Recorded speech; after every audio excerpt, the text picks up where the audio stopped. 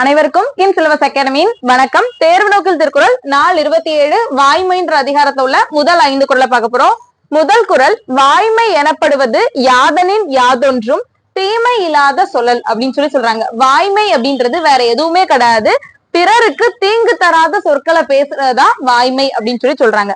அடுத்த குறள், பொய்மையும் வாய்மை இடத்த புரை தீர்ந்த நன்மை பயக்கும் எனின். புரை அப்படின்னா குற்றம் அப்படின்னு அர்த்தம். பொய்மையும் வாய்மை இடத்த, அதாவது நம்ம பேசுற பொய் கூட உண்மையாக கருதப்படும் எப்ப அப்படின்னா அது பிறருக்கு நன்மை பயக்கும் விதத்துல இருந்துச்சு அப்படின்னா அப்படின்னு சொல்றாங்க.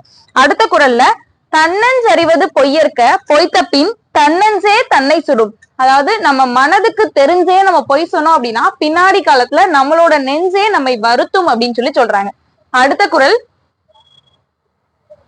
உள்ளத்தால் பொய்யாதொழுகின் உலகத்தார் உள்ளத்துள் எல்லாம் உளன் அப்படின்னு சொல்றாங்க. அதாவது உள்ளத்தால யாரு பொய் பேசாம இருக்காங்களோ அவங்க இந்த உலகத்துல உள்ள எல்லாரோட உள்ளத்திலையும் நிறைந்து இருக்காங்க அப்படின்னு சொல்றோம். அடுத்த குறள், மனத்தோடு வாய்மை மொழியின் தவத்தோடு தானம் செய்வாரின் தலை. அதாவது மனதால் உண்மையை மட்டும் பேசுறவங்க யாரை விட சிறந்தவங்க அப்படின்னு கேட்டா தவம் செய்யக்கூடிய முனிவர்களை விட சிறந்தவங்க அப்படின்னு சொல்றாங்க.